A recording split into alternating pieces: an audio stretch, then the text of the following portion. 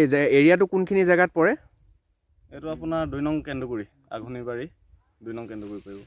ডিব্ৰুগড় ডিষ্ট্ৰিক্টৰ অন্তৰ্গত। এৰিয়াটো কিমান মান মাটি তোমালোকে গোটেই খেতিটো কৰি আছা? তোমাৰ 20 বিঘা ওচৰা-ওচৰি। তো তেওঁলোকে বৰিং ব্যৱহাৰ কৰিছে।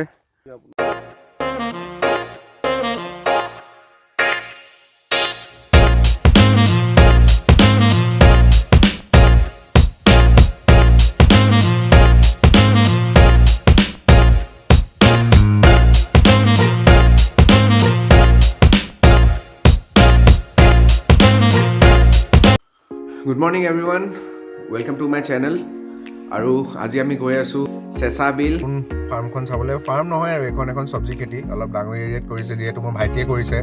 আমি গৈ চাওঁ সি কেনেকৈ কৰি আছে, ইমান কম বয়সত কেনেকৈ ইমান ডাঙৰ এৰিয়া এটা কভাৰ কৰি চব্জি খেতি কৰি আছে। সিহঁতৰ প্ৰফিট লছ কি হৈছে নহৈছে আমি চবেই এতিয়া গৈ পেলাই চামগৈ। 9:30 হৈছে, দেৰি হৈছে, ওলাওঁ আৰু এতিয়া সোনকালে যাওঁ ব'লক।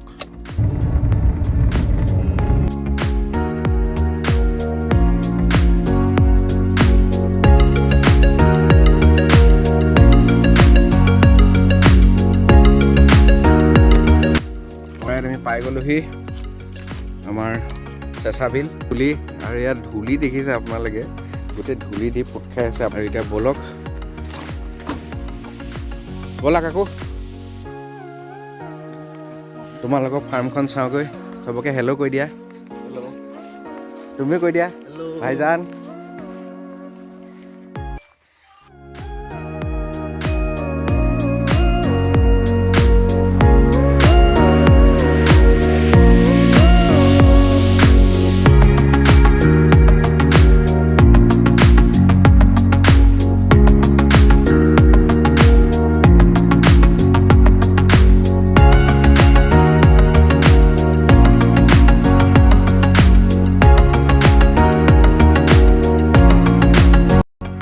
আহি পালোঁ এতিয়া আমি আমাৰ কাকুহঁতৰ ফাৰ্ম।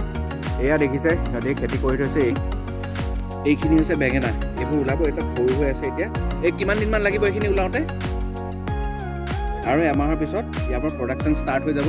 এখন দেখিছে, এই দূৰলৈকে ফাৰ্ম আছে। আৰু হ'ব এইফালে বেক চাইডে এইফালেও পূৰা মটৰ খেতি কৰা হৈছে।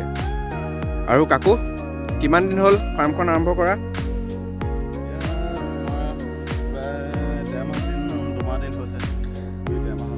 2-1.5 মাহৰ ভিতৰত এয়া হৈছে। এয়া বিলাহী লগাই থৈছে।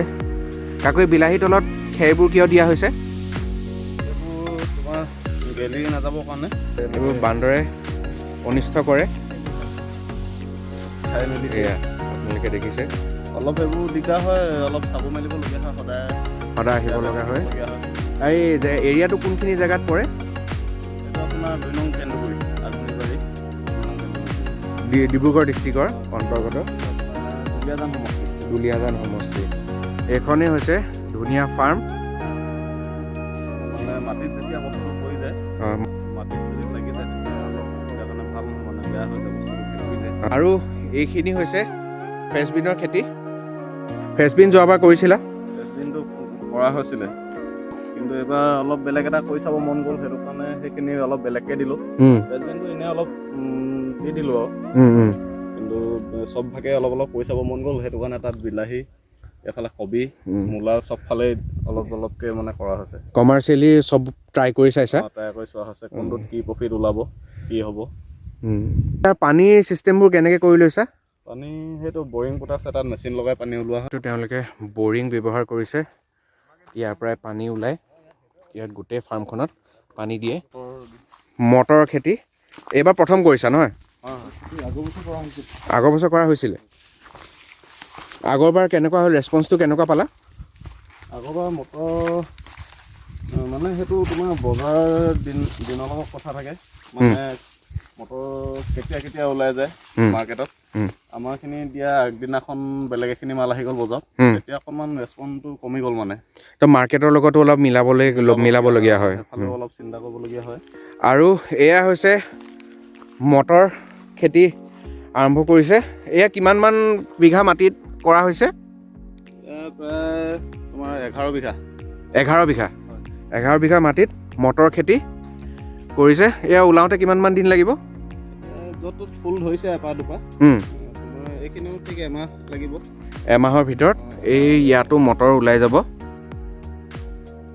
এইখিনি এতিয়া ফুল হৈছে আৰু ইয়াতো সেই বান্দৰ একেই আমনি। বান্দৰে মটৰ মানে পুলিৰ পৰা কিবা খাই দিয়ে নেকি? মটৰ গুটিটো যেতিয়া ছটিওৱা হয় তেতিয়া তাত অকণমান বীজ ধৰোঁতে সিহঁতে সেই বীজটো ধৰি পিনে গুটিটো খাই দিয়ে, মানে মেইন বীজটো খাই দিয়ে। ইয়াৰ পৰা যিটো গছ ওলায় সেই গছটোত ধৰি উঘালি দিয়ে, তাৰপিছতে গুটিটো খাই থৈ যায় মানে মটৰটো। গতিকে অলপ ৰ'বলগীয়া হয় ইয়াত। বান্দৰৰ কাৰণে অলপ অসুবিধা এটা হয়। ভৱিষ্যত আৰু দুদিনমানৰ পিছত তাত ভেন্দিটো কৰিম বুলি ভাবি থোৱা হৈছে। এতিয়ালৈকে বৰ্তমান সেইখিনি মাটি এনেই খালী পৰি আছে। আৰু তোমাৰ মাঘৰ বিহু পিছৰ পৰা তাত ভেন্দি খেতি এফালৰ পৰা এনেকৈ আৰম্ভ কৰি আহিম পিছফালৰ। গোটেই এৰিয়াটো কিমানমান মাটি তোমালোকে গোটেই খেতিটো কৰি আছা? তোমাৰ 20 বিঘা ওচৰা-ওচৰি। 20 বিঘা ওচৰা-ওচৰি মাটিত আমাৰ ভাইটিসকলে খেতি কৰি আছে ইয়াতে। আৰু এয়া দেখিছে ৰঙালাও খেতি, ৰঙালাও কৰিছে, তাত দুটাকৈ মাজে মাজে বন্ধাকবিৰ সিঁচা হৈছে।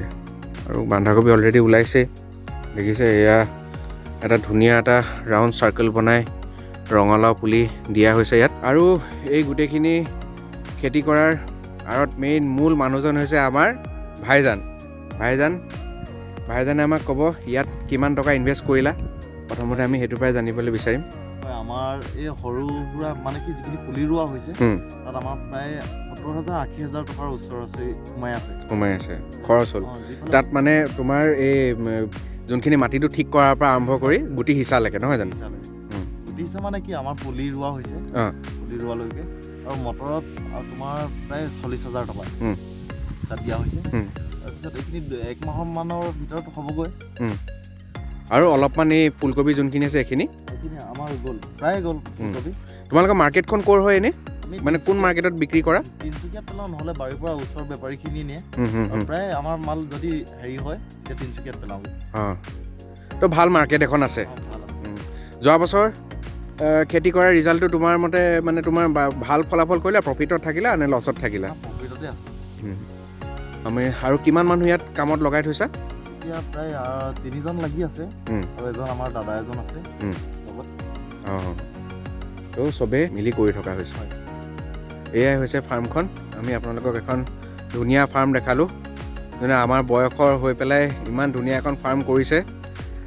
আৰু তুমি কিমান কি পঢ়িলা? মই হাই ছেকেণ্ডেৰী ITI কৰিলোঁ।